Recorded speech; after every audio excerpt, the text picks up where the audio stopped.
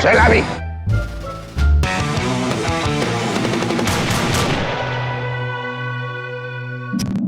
Hey guys, we're here at the REVV booth. My brother Derek here. Always having a good time.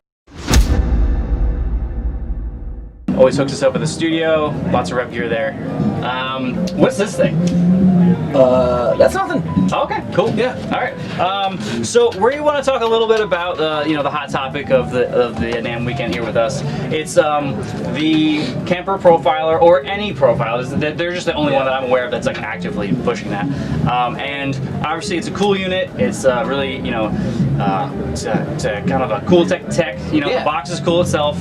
And not shitting on that at all, but there is some danger with that and in talking to amp manufacturers and companies and seeing the people that it actually directly affects. Yeah. And seeing like what they have to say about that, because I can talk about it all day, but I'm just a producer. I don't make amps. My salary is not based on me selling amps, so sure, it only has so much weight coming from me.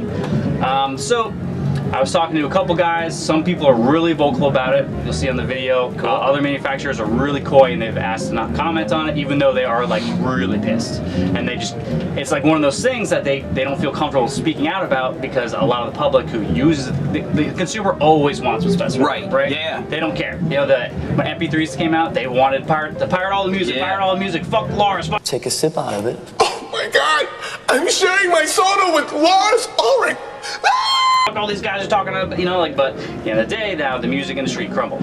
Yes. Right? So I'm kind of worried that the amp manufacturing industry is going to take a hit, and then I'm not saying that there will never be amps again, like dinosaurs, but people who can't afford to even come to NAMM, or like smaller companies, one guy in his room making them, it's gonna be much harder for them to even make a living. Yeah, dude, there's a legitimate concern in the industry from what I've seen too in regards to that. It's not so much that we're gonna stop designing amps or stop building amps. But one major concern is because people aren't buying tube amps as much, is the fact of the matter is we're losing tube factories. Shugoang had a gas explosion in their town, which is where, like, I'm not sure if I can publicly say who, but a lot of your favorite amp manufacturers use Chinese-made tubes from Shugoang.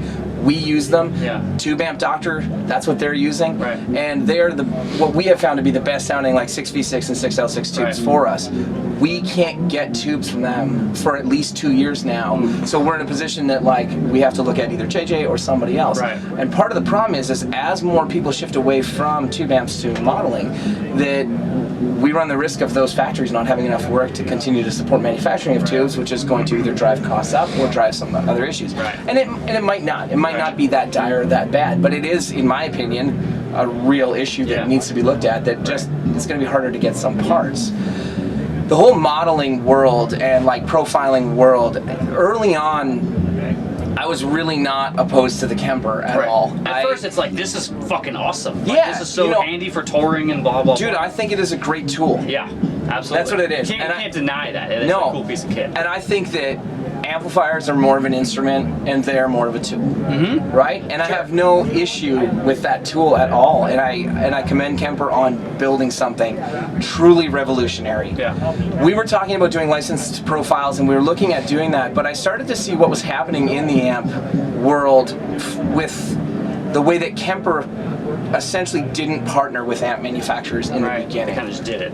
Yeah, like prime example, we partnered with Line 6, which the red channel from the Generator 120 is available in the Helix and the HX Stomp, because the relationship was mutually beneficial between us and Line 6. That's the right way to do it. And they approached us, they actually bought the amplifier from us, and what sparked us having the conversation about licensing and what we could do was I saw on the order, it said so-and-so at line6.com, and I was like, this is going to the Helix. Oh, wow. So I reached out to them and I was like, hey, what can we do? And we went back and forth between us and them and landed on a really mutually beneficial arrangement between the Helix and that. And same with, like, we've been talked to about, would we be willing to do the same thing with the Axe effects? And to be honest, I'm not opposed to any of that stuff, because the reality is REVV amps are not available in a lot of cities. Right. You might be able to get a pedal, but the chances of you getting to play through a Generator 100 or a 100p like you have are really slim. Yeah. And otherwise you got to fork out, $2,000 to $3,000 to get it, which is a ton for a kid, and we get that. 100%. So I love the idea that you can get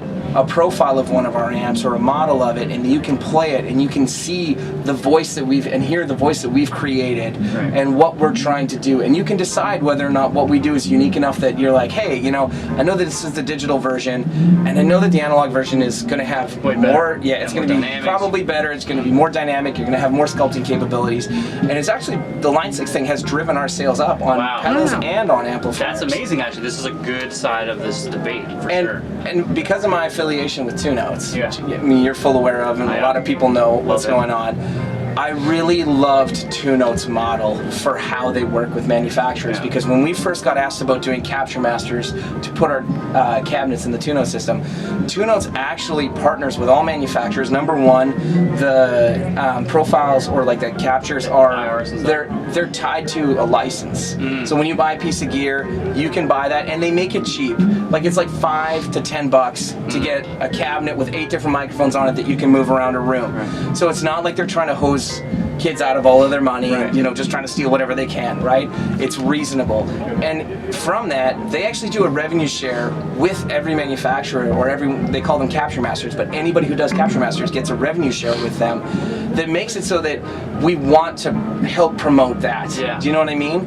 And we know that you're going to use that tool. You know what I mean? Like as a touring artist, we know that, you know, lugging around a 412, and especially if you use ribbon mics, like there's no way you're going to do that. So now we can offer you a tool, and at the end of the day, a very small amount of money still comes back to us. And in my opinion, Two Notes did it right and approached manufacturers the right way by saying, hey, we need you in order for our product to work and be great, and you kind of need us because you need to be a little bit more advanced, because I mean, let's face it, tube amps are not exactly, you know, cutting edge technology. But they're getting there, man. Some of the stuff you guys have been doing, especially you guys, a couple other guys, been really pushing like hybrid technology it's getting there. That's coming is, you know, speaking of which, there's a specific company, I was talking to the guy, he's like super against it, right?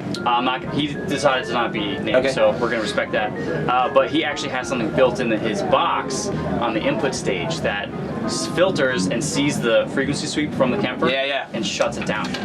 And also, apparently there's I don't want to give it away, has a screen on it, and it gives the user the middle finger.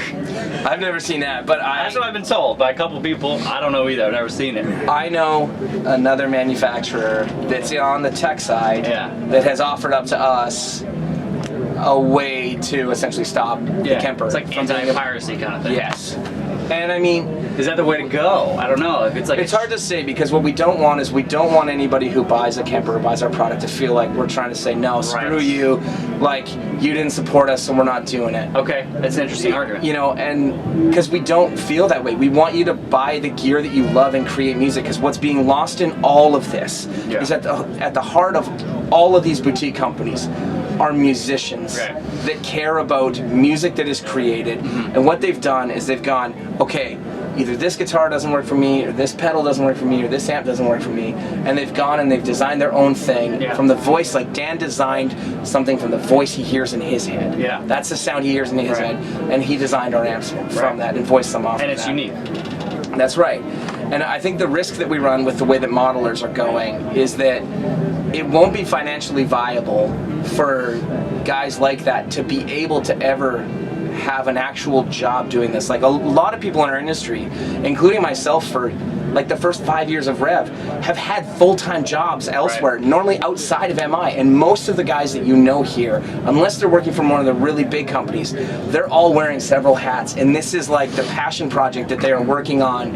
You know, it's their dream and their life goal. And it sucks when you see people, the same as artists, that, you know, you work hard on your record, you produce it, you're out there touring, trying to get people to be into it, and then you go to drop a new record, and you're like, great, I'm gonna get a bunch of streams, and I'm gonna make literally $1,000, and like it cost me $20,000 to do this record or more, and like you got 4 or 5 guys in that band that all need to eat, and they can't. They all have side gigs. I literally see this every day as a producer. People are like, man, so what do we do next? What do we do next? Do we make CDs? I'm like, do this? You know, we're not gonna make any money. What do you do? I don't know. It's a weird situation at the moment. So, I mean, to me, I thought with the whole Kemper thing, it would have been way cooler if Kemper had found a way to do licensed official profiles from the manufacturers that, you know, for those of you that hate the idea of it, you know, that you have to buy it, that it was reasonable. Like if you could buy the Rev Generator 120 profile for $10 Right. instead of a $3,000 amp, that, you know, Kemper tosses a few dollars to Rev for doing the design, because at the end of the day, if literally 50,000 guitar players own Kempers, I mean, that adds up to enough money that, you know what, it's worthwhile to, like, that designer can still sit and design and release new products every few years, because there's enough, like, there's a tiny piece of the pie that goes back to making sure this stuff can be created. And Kemper runs a real issue that if as manufacturers, if we decide to put that tech in our amps that stops them from being profiled, what do they have left?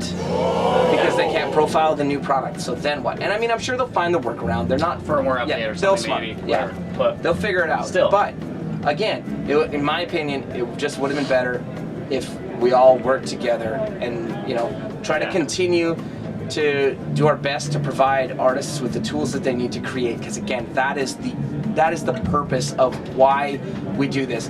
Working in MI, especially as a manufacturer, there are very, very few that will ever get rich. And the vast majority are not in it for that. Right. Cool. They want to make a living, and they want to be able to do what, you know, what they're passionate about.